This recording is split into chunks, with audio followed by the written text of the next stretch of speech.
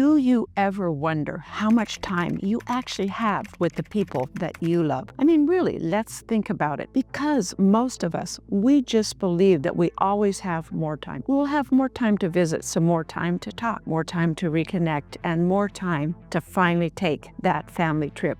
Now, wait a minute. Before your brain goes, uh-oh, this is going to be one of those sad talks about death. Trust me, it is not. Nobody's dying in this video, and there's no emotional ambushes here. So yes, I am an ER doctor, but today, nobody's coding, and I'm not here to prepare you for that afterlife. This isn't about death. This is about life. The kind of life that we still have time to live, the kind of moments that we still have time to create. And I'm here to tell you how to make the most of every one of them.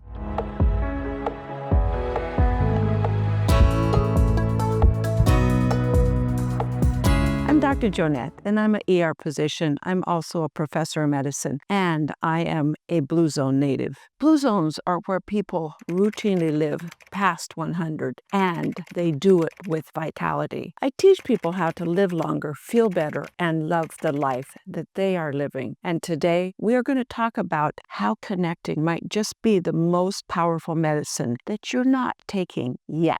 But the truth is, when it comes to our kids, or even our parents, that clock starts winding down sooner than we think. And once you see the numbers, you can't unsee them. So let's start with some hard data. According to the American Time Use Survey and several long-term studies on family time, the average person will spend the majority of their in-person time with their parents by the time they have left home around the age of 18. It's what some researchers call the precipitous drop. Here's when the amount of time that kids spend with parents falls off a cliff. And it will keep dropping until your child is around the age of about 26. By that time, they will be fully independent, or at least we hope so, and they will often be living on their own. After that time together doesn't bounce back. In fact, it flatlines. Most adult children only see their parents on holidays, birthdays, or that occasional visit, and sometimes not even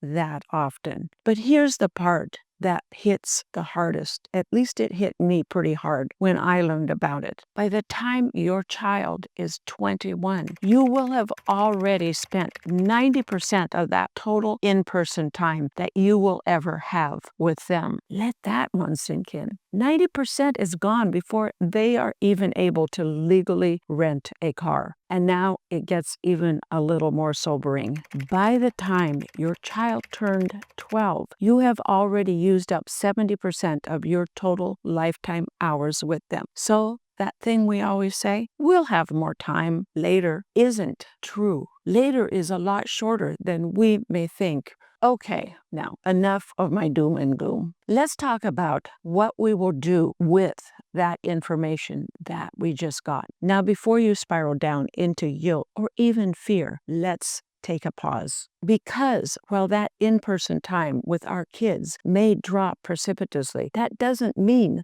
that our relationship with them is going to disappear. In fact, here's the surprising part. Parents and their adult children are often more connected than we may think. The new shape of connection, according to a Pew Research study, looks like this. 31% of parents will text their adult children every single day. Another 42% will text a few times per week. 54% will speak on the phone at least a few times a week, and 10% will see their kids every single day. Lastly, 21% will see them at least a few times a week. That is actually a lot of connecting. So even though the time looks different, it is still happening. And here's what's even more fascinating. There was a study that was published in the National Library of Medicine, and it tracked the parent-child interactions in real time. Now get this, nearly every single parent had contact with their both children 5 to 6 days per week. That says that they connect every day of the week but one. Now remember, many of those interactions aren't face-to-face. They are things like a short text, a shared laughter, or just a quick checking. And here's what's fascinating to me. The parents in this study underestimated how often they were connecting with their kids. In other words, they actually felt less connected than they really were. So if you've been thinking, I don't talk to my kids enough, you can just go ahead and get over it because you are doing better than you may believe. But here's where things get a little tricky. As parents, of course, we want to stay involved. We want to help our kids. We want to protect them. But let's be real. They need their own space once they grow up. They need their space to make their own choices, their space to screw up. And trust me, they most likely will. They need their space to figure life out without us being there to fix every single little thing. And if you're honest with yourself, think back. I know for me, it was a long time. Think back to when you were in your 20s. How much advice from your parents were you really open to? Yeah.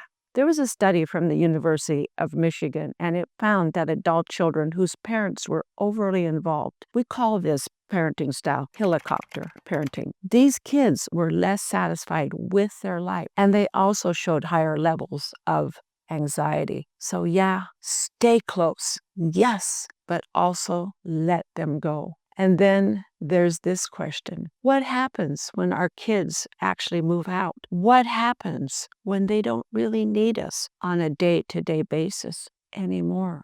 Who are we? Where do we find our connection? Because for many of us, our entire emotional world has evolved around being a parent. And when that role begins to shift, we may feel lost. But that doesn't have to be the end of our connection. It can be the beginning of something new. We have to start building connection outside of our kids, and that doesn't mean ignoring them. What it means is that we make sure that we are not dependent upon them to meet our own emotional needs. So let me ask you, who are your people? Who do you talk to on a weekly basis besides your kids? What circles do you belong to where you are seeing just for you, not just as a parent? Because the research is crystal clear. Social connection isn't just nice, it is essential. There was a landmark study out of Harvard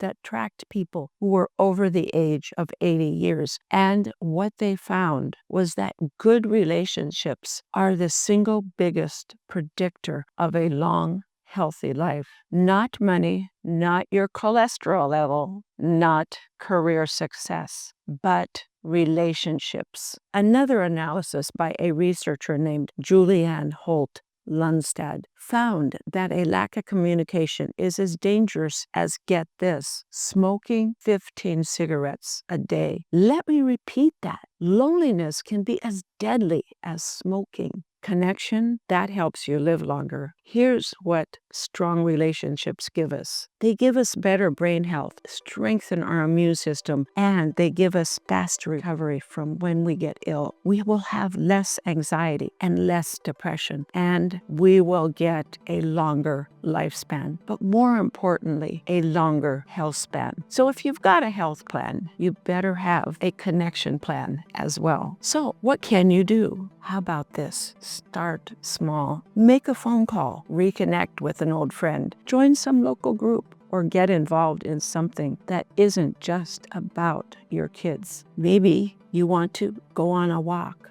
Laugh with some people that you know and love. Make some time in your life for a little joy, because while your child grows into their own life, you also deserve to keep growing into yours. And the best gift that we can give our kids is showing them what a full, thriving adult life looks like. Not one that clings, but one that leads, one that models independence, purpose, and connection. That's not stepping away from our kids. That is stepping up for ourselves. And when our kids see that, they will carry with them that confidence into their own life and future. I'm Dr. Joanette. If this message spoke to you and you are looking for more ways to build meaningful connections, not just with your kids, but with the people who truly matter in your life, go to my website, growwithdrjoanette.com. Let's stop waiting for more time and start making more of the time we have. Thank you for joining me, and we'll see you next time on the Dr. Joanette channel.